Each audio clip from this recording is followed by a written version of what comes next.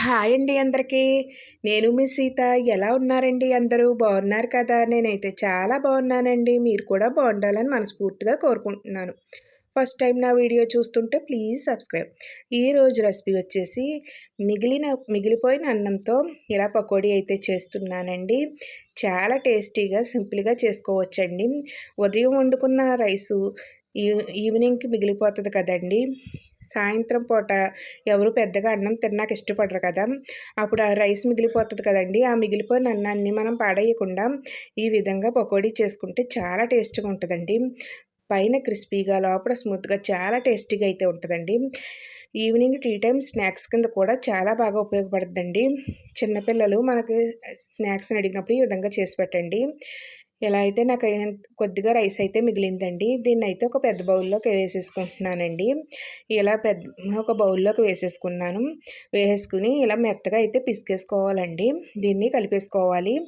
ఎంత మెత్తగా అంటే మనం చిన్న పిల్లలకి అన్నం పెడతాం కదా! పెట్టినప్పుడు మనం ఏ విధంగా అయితే కలిపేసుకుంటామో ఆ విధంగా అయితే కలిపేసుకోవాలండి. మనం చేత్తో చూస్తే ముద్దవ్వాలండి. ఆ విధంగా కలుపుకోవాలి.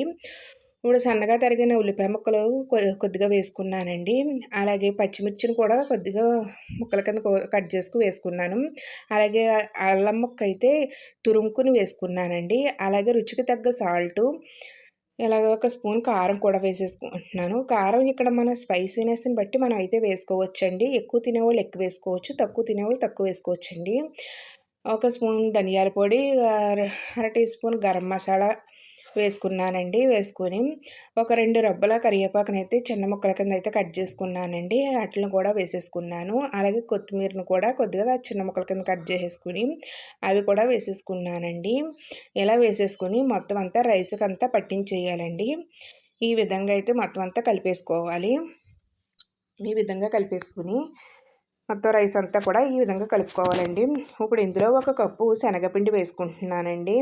అలాగే ఒక అరకప్పు అయితే వరిపిండిని కూడా వేసుకుంటున్నానండి. ఇలా వేసేసుకొని ఈ పిండిలు కూడా ఈ రైస్‌లో కలిసేదాకా కలిపేసుకుందామండి.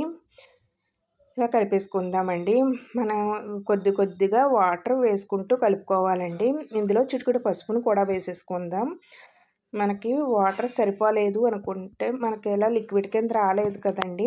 ఇలా కొద్దిగా వాటరు చేతిలో వేసుకొని ఇలా కొద్దిగా కలుపుకుందామండి. మనకి ఒద్దే జారుడుగా కలిపేసుకోకూడదండి. అలాగని ఒద్దే గట్టిగా కూడా ఉండకూడదండి. మీడియంగా మనకి ఇలా చేత్తో ముద్ద అవ్వేలాగైతే చూసుకోవాలండి. మొత్తం అంతా పిండిని కలిపేసుకొని పక్కన పెట్టేసుకున్నాను. ఇప్పుడు స్టవ్ వెలిగించుకుని ఒక కడాయిని పెట్టుకున్నానండి. కడాయి వేడెక్కాక ఆయిల్ అయితే వేసుకున్నాను. ఆయిల్ వేడెక్కాక మనం చేతికి వాటర్ రాసుకొని కొద్దిగా ఈ అన్నం మిశ్రమాన్ని అయితే తీసుకోవాలండి. ఇలా తీసుకుని ఆయిల్ కాగిన తర్వాత మనం ఈ విధంగా పిండిని ఇలా నొక్కుకుంటూ వేసుకోవాలండి. అంటే రౌండ్‌గా కాకుండా ఇలా పిండిని ఇలా నొక్కుతూ వేసుకోవాలండి. పకోడీ మాదిరిలా వేసుకోవాలి. ఈ విధంగా మొత్తం అంతా కూడా వేసేసుకోవాలండి. మనకి గోల్డెన్ కలర్ వచ్చేదాకా వేయించేసుకోవాలండి. క్రిస్పీగా వేయాలి. ఇలా వేయించేసుకొని ఒక ప్లేట్ తీసుకొని ప్లేట్‌లోకి అయితే వేసేసుకుందామండి. మొత్తం అన్నీ కూడా ప్లేట్‌లోకి వేసేసుకుందాం. చాలా టేస్టీగా అయితే ఉంటాయండి ఈ రైస్‌తో పకోడీ అయితేని. చాలా బావుంటాయండి. చూసారు కదండీ! మనం మళ్ళీ చూపిస్తున్నానండి. మనం చేత్తో ఇలా ఉండ తీసుకొని ఉండని ఇలా నొక్కుకుంటూ వేసుకోవాలండి. ఇలా నొక్కుకుంటూ మనకి రౌండ్‌గా కాకుండా కొద్దిగా నొక్కుతా వేసుకోవాలి. ఈ విధంగా నొక్కుకుంటూ వేసుకుంటే చాలా బావుంటాయండి. మనకి పైనంతా క్రిస్పీగా లోపలైతే కొంచెం స్మూత్‌గా ఉంటాయండి. చాలా బావుంటాయండి. మనకి ఈవినింగ్ టీ టైమ్ స్నాక్స్ కింద కూడా చాలా బాగా ఉంటాయండి. పిల్లలు స్నాక్స్‌ని అడిగినప్పుడు కూడా మనం ఇంట్లో అప్పటికప్పుడు ఈ విధంగా చేసి పెట్టుకోవచ్చండి. అంత బాగుంటాయండి. అయితే ప్లేట్‌లోకైతే తీసేసుకున్నానండి. మొత్తం అన్నీ కూడా ఈ విధంగా అయితే తీసుకున్నాను. చూసారు కదండీ! ఎంతో టేస్టీగా ఉండే రైస్‌తో అన్నంతో అయితే పకోడీ అయితే రెడీ అయిపోయిందండి. చాలా టేస్టీగా ఉంటాయండి. పైన క్రిస్పీగా, లోపల స్మూత్‌గా చాలా టేస్టీగా అయితే ఉంటాయి.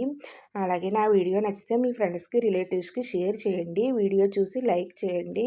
ఈ రెసిపీని ట్రై చేసి నాకైతే కామెంట్‌లో చెప్పండి. మీకైతే ఏ విధంగా వచ్చిందో. ఎంతో టేస్టీగా ఉండే అన్నంతో పకోడీ అయితే రెడీ అయిపోయిందండి. చాలా చాలా టేస్టీగా అయితే ఉందండి. ఒకసారి ట్రై చేయండి. బాయ్ అండి. నెక్స్ట్ వీడియోలో కలుసుకుందాం.